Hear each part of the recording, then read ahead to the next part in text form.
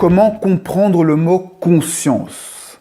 Alors, en anglais, il existe deux termes. Il existe le mot consciousness et le mot awareness qui désignent deux choses bien différentes, presque opposées. Malheureusement, en français, il n'existe, ou en tout cas on utilise le plus souvent que le mot conscience pour utiliser un petit peu l'un et l'autre. En réalité, le mot conscience, il peut être compris soit comme awareness, c'est-à-dire la présence, le sujet, c'est simplement être. C'est quelque chose qui est non local. L'awareness, la conscience, vue comme ça, c'est simplement le fait d'être là, de réaliser que l'on est là, présent, sans rien d'autre de visible, de perceptible.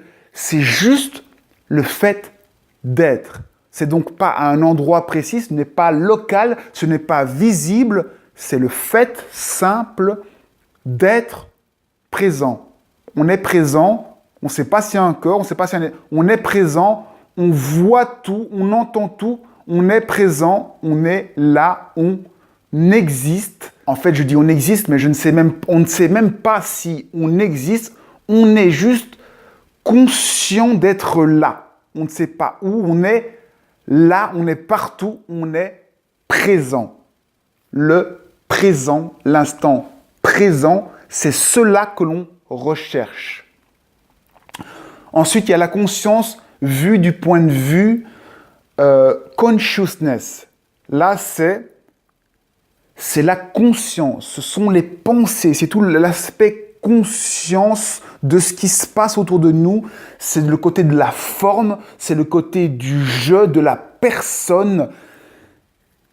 Là, on a quelque chose de visible, on a un objet. On a donc d'un côté le sujet, l'awareness qui est l'invisible, le sujet, et puis on a la conscience visible, l'objet, la consciousness qui, elle, ce sont les pensées, la matière, tout ce qui est visible, c'est ce qui est engendré par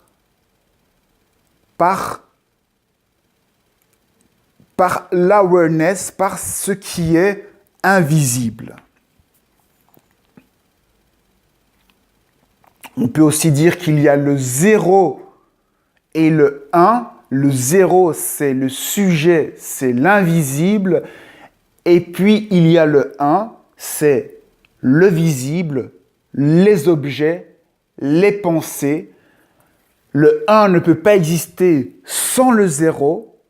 Le visible ne peut pas exister sans le sujet. Ou plutôt, l'objet ne peut pas exister sans le sujet qui voit l'objet. Et le sujet ne peut pas exister sans objet pour se matérialiser, pour être vu.